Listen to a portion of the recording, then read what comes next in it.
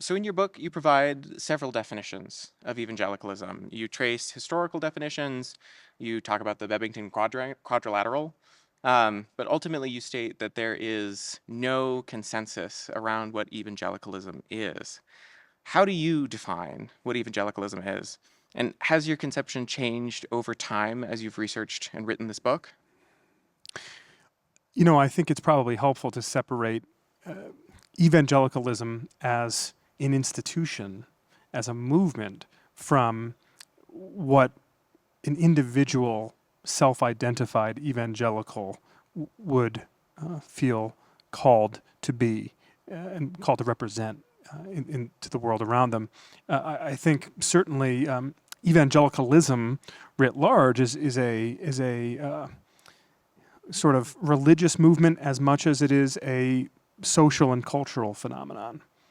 And, largely built around, not exclusively, but largely built around a conservative cultural and theological identity, largely built around a white identity, largely built around a Republican partisan identity, at least in the modern era. And I think obviously that is part of the problem because when evangelical becomes synonymous to the outside world with conservative, white, Republican Trump supporter, well, then you have an awful lot of people out there who don't want to be evangelized.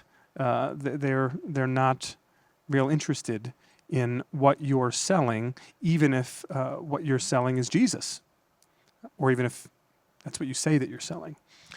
So this poses a lot of problems for the evangelical movement, for the evangelical church, and I would say for the individual evangelical, even those who are able to more rigidly order their own life, their own sense of identity around Jesus, around the commands in Scripture that to them supersede any other social or cultural or political imperative of the day. Even for that evangelical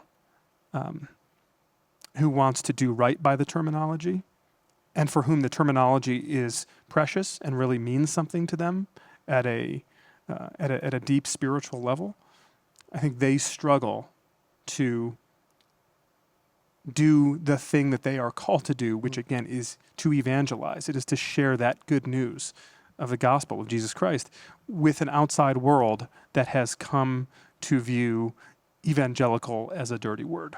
Right. In your book, you trace how evangelicalism, particularly since the 1970s, has been increasingly politicized and identified with that far-right, white, conservative, Trump-supporting identity. And you note what you see as three things that made the church vulnerable to its politicization, or at least as I read it. One is its decentralization, which, while at one point was noted as a strength of evangelicalism, in that people could have a variety of ways of interpreting theology, you write that it also made it, quote, ambiguous and ripe for exploitation. You also note that the lack of catechesis or theological education in the church also meant that it was easier for outside influences or even influences inside the church to reinterpret what the theology might mean and place that onto certain conservative or religious viewpoints that shifted the church in interesting and increasingly far-right directions. And that led to this third point, the creep of norms around how politics and the pulpit meet. How did this ultimately shape the communities that you were investigating, and how might they respond to these vulnerabilities moving forward? I think what you're observing here is in many ways the tail beginning to wag the dog. It is a movement that was at one point organized around notions of spiritual transformation and a call to carry out the Great Commission, which is to share the gospel with all the nations and to make disciples and to build the church. But along the way, I think the threats, real and perceived, that many of these folks began to see to the church, to their own subculture, to their status,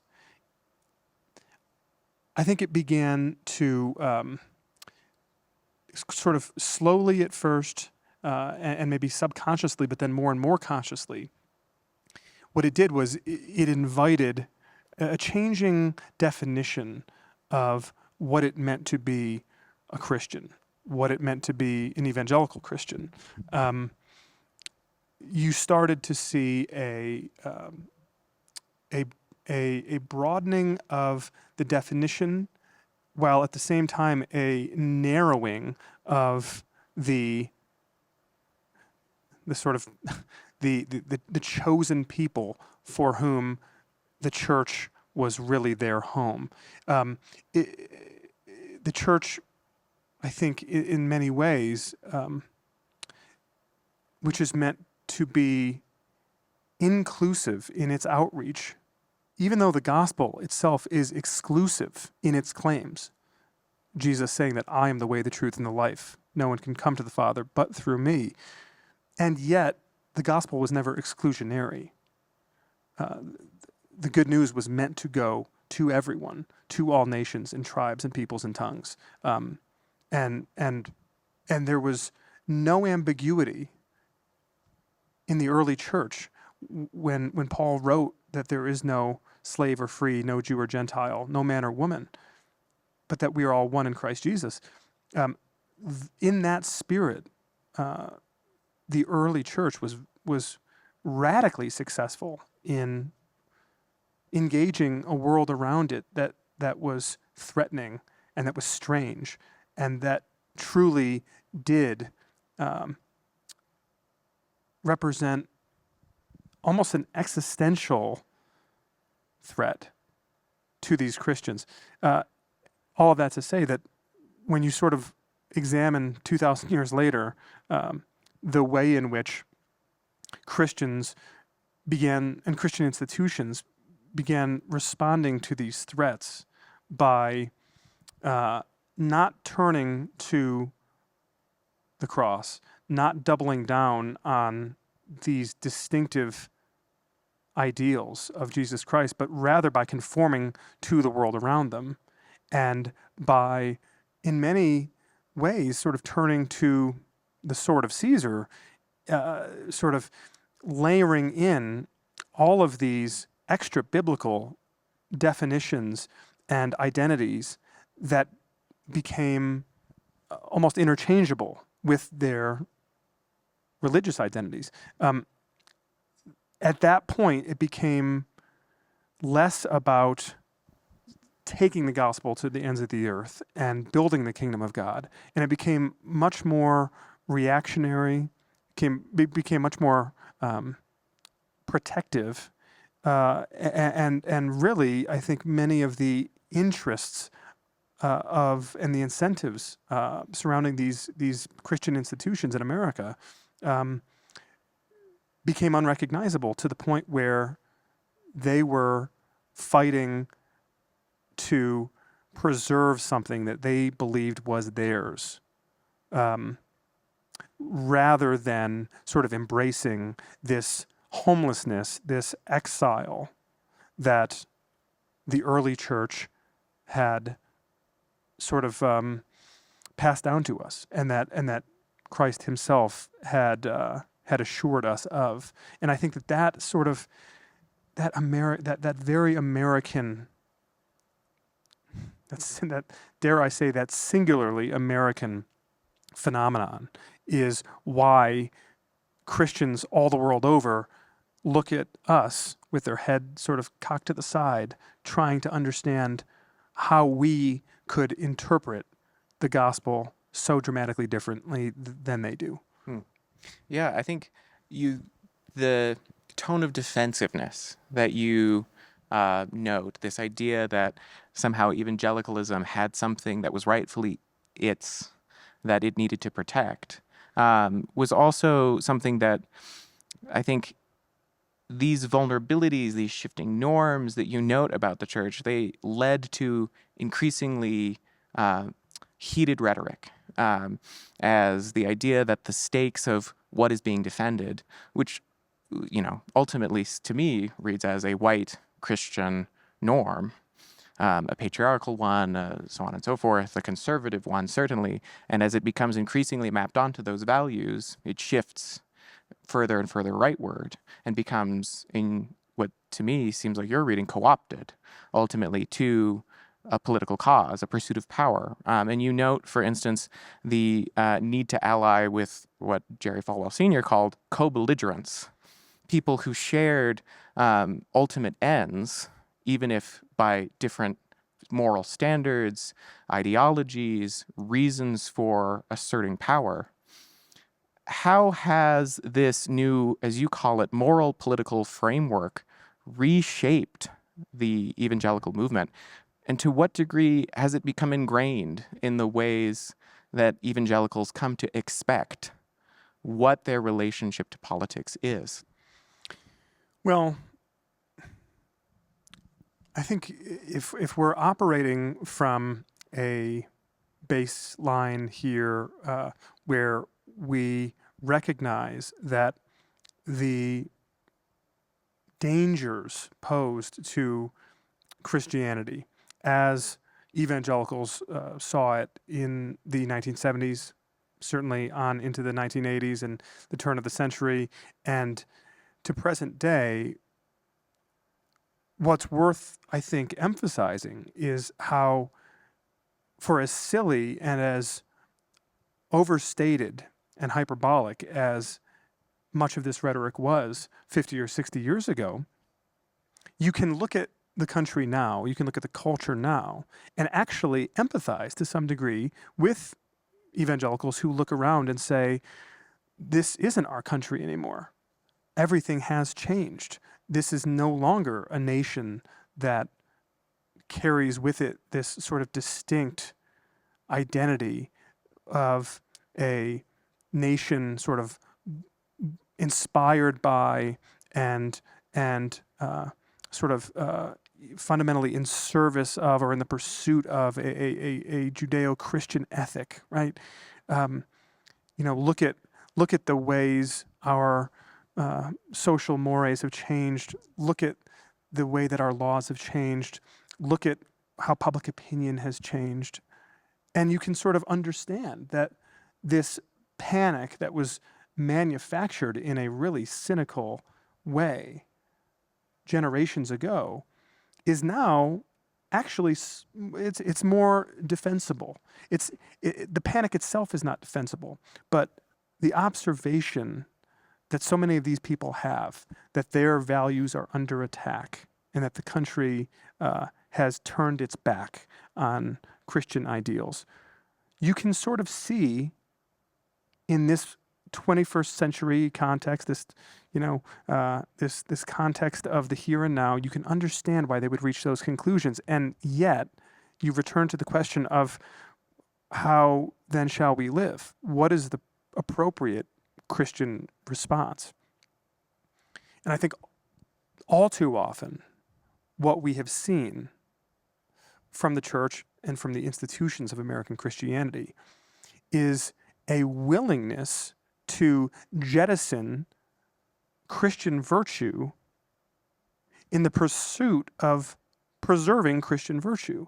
In other words, when you ally yourself with the likes of a Donald Trump because you believe that desperate times call for desperate measures and the ends justify the means and the barbarians are at the gates, so we need a barbarian to protect us,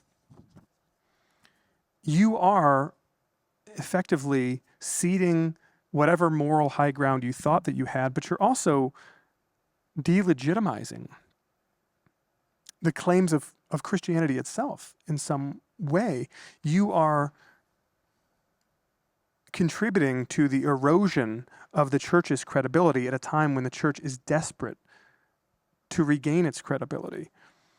And so often, what I've seen and what I've struggled with is this idea that because we are under siege, because we are under attack, we are sort of justified in striking back and using the same tactics and the same strategies and fighting fire with fire. If the secular world wants to come at us, then we're going to give them just as good as they gave it to us. But in what world does that resemble the teachings of a man who stood on this mountain 2,000 years ago and said, if you're forced to walk 1 mile, walk with them another mile. If they strike you on one cheek, turn and show them the other. You've had it told to you to love your friends and hate your enemies, but I tell you to love your enemies and pray for those who persecute you. These explanations, these justifications that have become so ingrained into the evangelical subconscious in the United States of America, they just are irreconcilable with the teachings of this rabbi whom they claim to follow. This brings me to the quote of a theologian who you thread throughout one of your core chapters, which is, and he talks about what might it mean for Christians to lose well if we are, or if Christian communities in general are under siege, rather than attempting to reclaim a perceived lost status. What might it mean to accept a changing culture and reinsert yourself into a changed American landscape? How do you see that possibility? Like, what does it mean to lose well within this kind of changed landscape? You know, what we see throughout history, at least for the past 2 millennia, is that Christianity really tends to thrive when it exists on the margins, when it is removed from social, cultural, political power, when it finds its strength in the raw, radical, self-sacrificial vulnerability of its message, rather than finding its strength in its numbers, in its status, in its influence, in its authority or proximity to authority. So it's interesting that you almost tend, if you look throughout the centuries, to see this kind of inverse relationship between the health and the organic growth of the Jesus movement, if you want to conceive of it that way, all throughout the world. An inverse relationship between that and how much power, cultural, social, political power, that Jesus movement has. Because that power corrupts.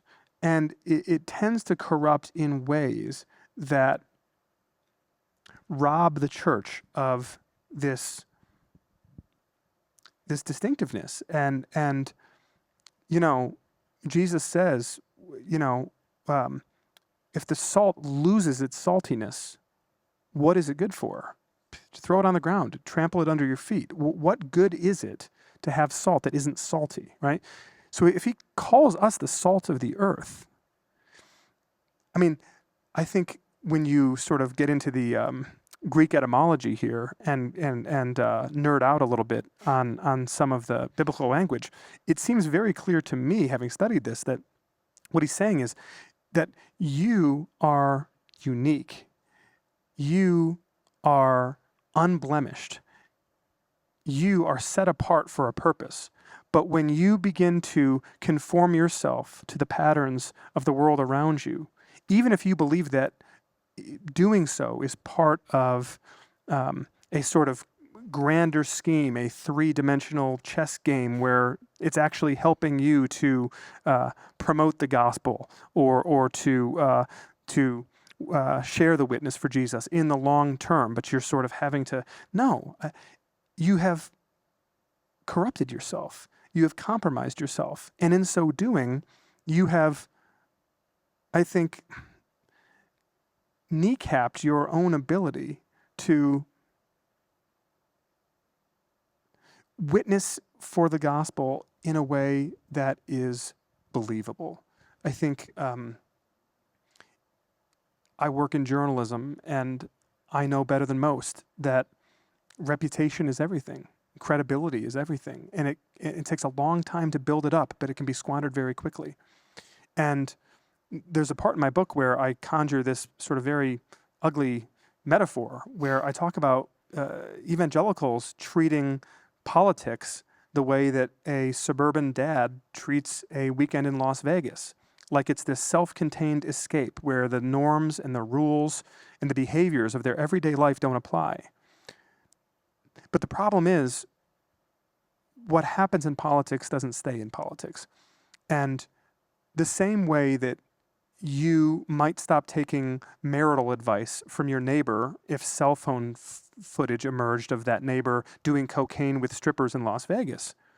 Well, you might stop taking religious advice from your neighbor who claims to be a Christian when he is hammering a Trump lawn sign into his front yard and singing the praises of this man and telling you how virtuous this man is, whose own words and actions and lifestyle betrays every core teaching of Christianity. And so there's an essential credibility gap here that Christians have to reckon with, because if you are called to ultimately find your citizenship in heaven, then your pursuit of a different kingdom here and of all the trappings of that kingdom here, which is a centuries-old temptation, it eventually leads to ruin. Yeah. You often, throughout the book, discuss the ways that the change in political affiliation in the church and the intensification of the rhetoric has led to this decay in reputation. You note some jarring statistics: the decline of the number of people who call themselves evangelical writ large, the decline of the number of people who identify as Christian, even within that, the number of people who regularly attend church, all of which have had staggering declines over the past 30, 40 years, let alone, as this movement continues to go, where they might continue to fall. This book, in many ways, is a study in schism, what it means for a formerly unified group to slowly find difference and differences in political affiliation, differences in what is right, what is just, what is defensible. And yet you still use the term the church as if it's a singular entity. If this is a deeply divided community, given these fractures, can we actually call the church a single thing anymore? Well, it's interesting because, Jesus said that he would build his church and that the gates of hell would not prevail against it. And throughout the ages, what we have seen, whether it's the Reformation, whether it's this sort of American experience that we are dissecting here, is that you have seen at once a fragmenting of this body, and yet I want to believe a continued ability of this body, despite its fragmentation, to still function as one when it's at its best. And I think the church for some time has not been at its best. What I mean by that is can you have people from dramatically different traditions Can you have a progressive Christian from a progressive church in a progressive part of the country come together with a conservative Christian from a conservative church in a conservative part of the country, and they disagree fundamentally on some cultural and political things, and yet they can lock arms and agree that Jesus is Lord and that God is sovereign over all things, and that those differences they may have, however important they may seem in this earthly context, that they grow strangely dim when held up against the glory of the Lord. And that their shared bond as brothers and sisters and as co-heirs to the kingdom of God is so precious that it must be sustained, that it must be nurtured. I think you can still find that. I have seen it, but it is in short supply. And I think part of what I've attempted to do here, however imperfectly, is to ask that everyone might step back and reassess where their idols are and where their identity is ultimately found. And that's, I think, a very challenging thing to do in this moment in American life, when a lot of folks feel, for different reasons, that there is an imminent threat, and that they need to sort of take up with their tribe in order to protect themselves from that threat.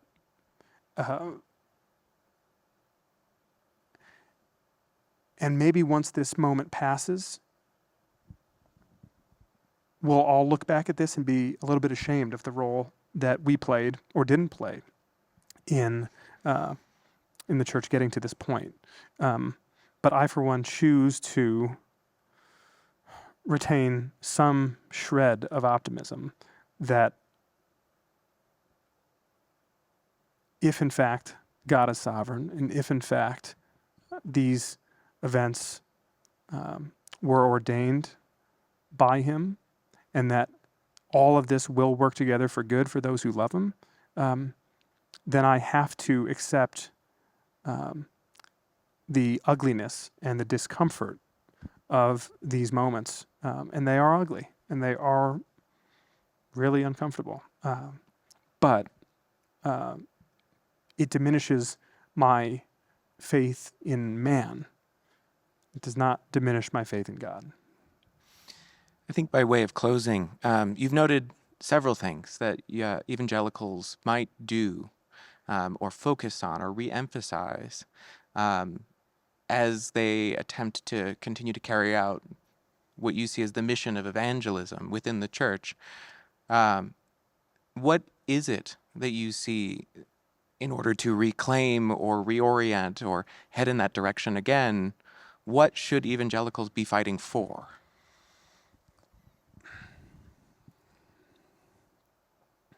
The world is filled with bad news. And it's understandable why, for some people, they just become fixated on that bad news. And then that fixation turns to responsive action. They have to do something to counter the threat. They have to find some meaning in encountering that bad news with solutions, with prescriptions.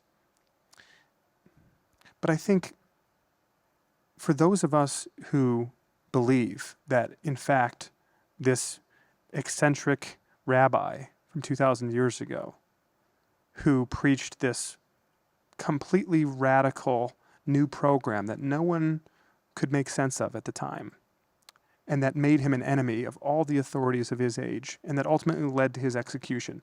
We believe that he was put to death, and that he rose again, and that he was in fact the Son of God.